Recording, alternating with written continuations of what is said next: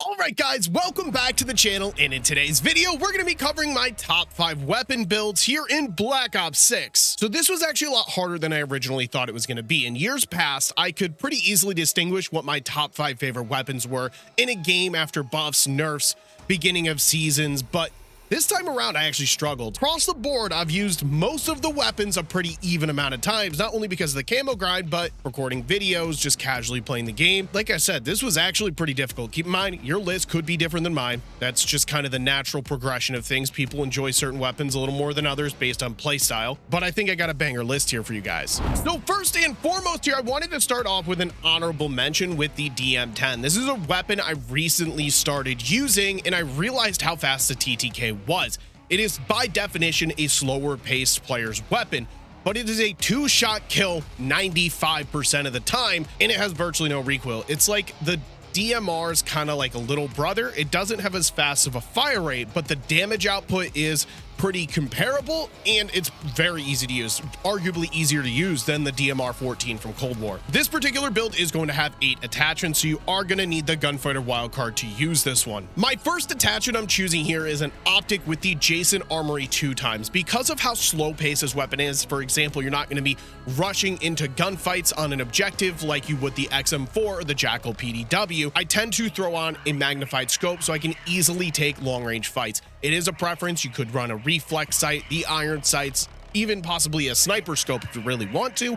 This is my preference. The next attachment you're going to need is a muzzle with the muzzle brake. This is going to give you first shot recoil control and first shot kick reset, or basically this is just gun kick control. This weapon does not need stereotypical recoil attachments because it's semi-auto. It kind of just auto resets, but what this is going to do is center your shots extremely quickly while you're spamming the trigger. The next attachment you're going to need to run here is the reinforced barrel. I have tried the long barrel, but when your bullet velocity can't keep up with your damage range, it is pretty ineffective, so the reinforced is a better option, just in my personal opinion. Because it's slower paced, you do need to maximize on this category. For my underbarrel here, I'm using the precision handguard. That's going to give you aiming idle sway and horizontal recoil control. Aiming idle sway on this particular weapon is extremely important because it's a weapon you spend a lot of time in scope with. It's like I said, you're not running into gunfights like the XM4 or Jackal. So with you spending more time in the scope, it's very effective to have it be as steady as possible. The horizontal recoil is an added bonus there. When you're spamming the trigger, it does shake a little bit. And that's kind of the second reason I chose this underbarrel. For our magazine here, I am going with the fast mag. We get to keep our original ammo capacity at 20, but we get a faster reload. Again, another preference attachment, just like the optic. There's plenty of them that you can run here. Now to our rear grip, we have the commando grip for aim down sight and sprint to fire speed. A lot of people on the channel know I do like to run the ergonomic grip because of the slow slide to fire and dive to fire speeds in this game. However, this is definitely not a weapon that you're going to be sliding or diving into gunfights with. Therefore, increasing the sprint to fire and ADS are going to benefit you far further than that slide to fire and dive to fire. Now for our stock, we have the heavy stock. This is going to give you flinch resistance. You don't typically run this on a lot of weapons in the game, but sniper rifles, slower paced weapons, the DM10, it's very beneficial because while you're being shot at, you can stay nice and on track with your enemies. It's going to control the flinch so your bullets aren't shooting around their head. And the final attachment here, I'm going to give you 2 options. You can go with rapid fire. Personally, I don't think it needs it. I think it's fast enough that you get that 2-bullet kill. But personally, I do like recoil springs to keep my shots, again, nice and steady, nice and tight, right on track.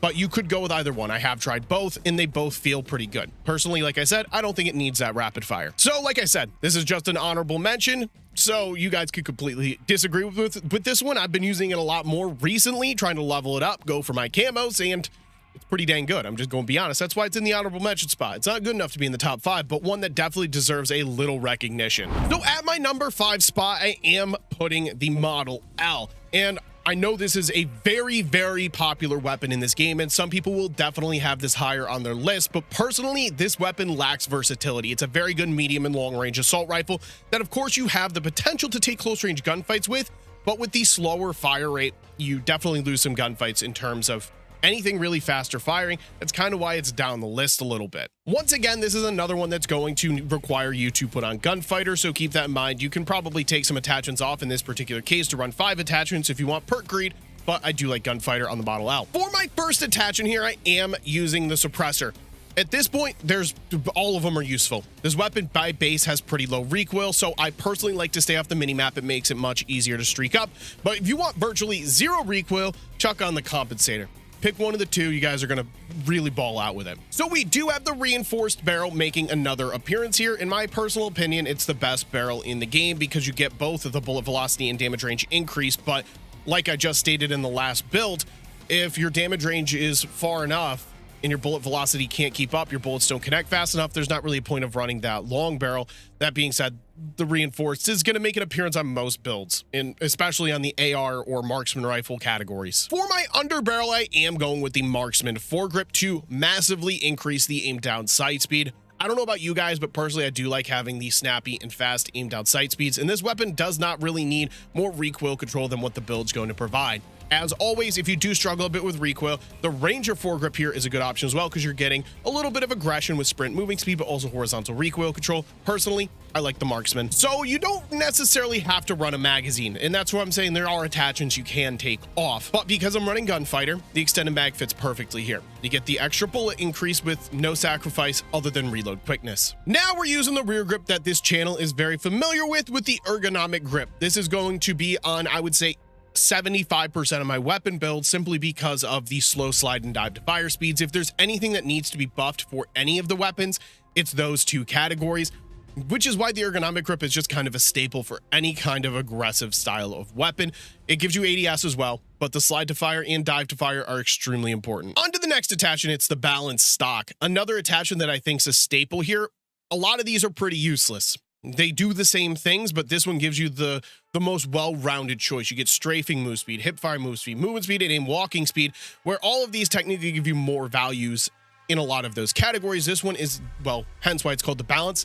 It gives you all of them put together. I think they need to do maybe a little rework with some of these attachments to give you a reason to kind of run them. The balance stock gets used on another one that's like 85% of my weapons. And our final attachment here is the recoil springs, which controls, well, all the recoil. You didn't need it with the muzzle, you didn't need it with the underbarrel, and this is the attachment why you don't need that. The recoil springs take care of, well, all the recoil you need on the weapon. Like I said, I know this is a very popular weapon. I want you guys to go down in the comment section and let me know where exactly you have that in your 1 through 5, because I have a good feeling most of you do have this in your top 5 weapons. At number 4 is our first SMG on the list with the Jackal PDW, and this is the pro SMG of choice right now. So a lot of you may be saying, if the pros use it, doesn't it necessarily make it the best?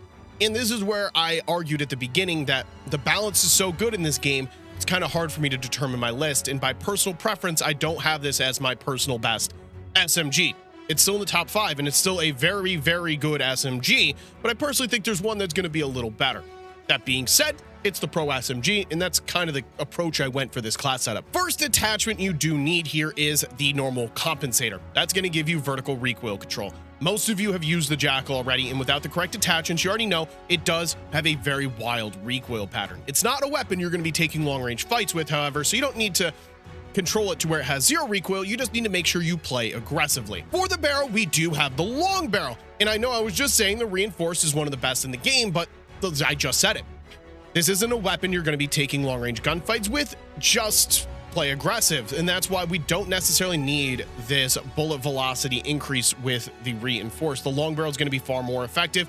Our effective damage range is 18.3 meters, and I wouldn't recommend leaving that effective damage range, hence why that bullet velocity already meets that standard. You don't really need to increase it here. For my underbarrel, I do like to use the Ranger foregrip in this case to not only help the aggression, it gives you sprint moving speed, but you also get horizontal recoil control. So now between the muzzle and the underbarrel, the recoil should be rather manageable. It's not going to be non-existent, but it's still pretty easy to use, especially for aggressive players. For the rear grip, we got the ergonomic.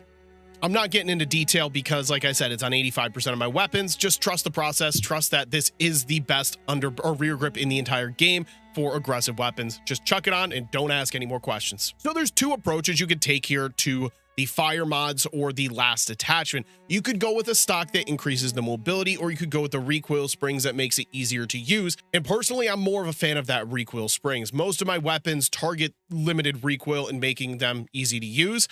But if you guys know, so I know a lot of the pros use the balanced, but there's, like I said, 2 options. Choose whatever one you want. Go for a stock or go for the lower recoil option. it's going to depend on your playstyle and your personal preferences. This is another one I think I might get some heat for. I think people are going to tell me I'm crazy for the SMGs that I do have above this, but again, it's just the balance of this game. It's really good, and I don't have any complaints regarding it. It's not that I wouldn't use this. I just think there's one that I personally prefer more. And just like that, we're at that SMG that I think's just a tiny bit better by personal preference than the Jackal PDW, and that's the C9. I just think this thing's a little easier to use. The Jackal has much better mobility, aim down sight, things like that. But this one just feels so much better to me. I can't explain it. It's just a personal preference.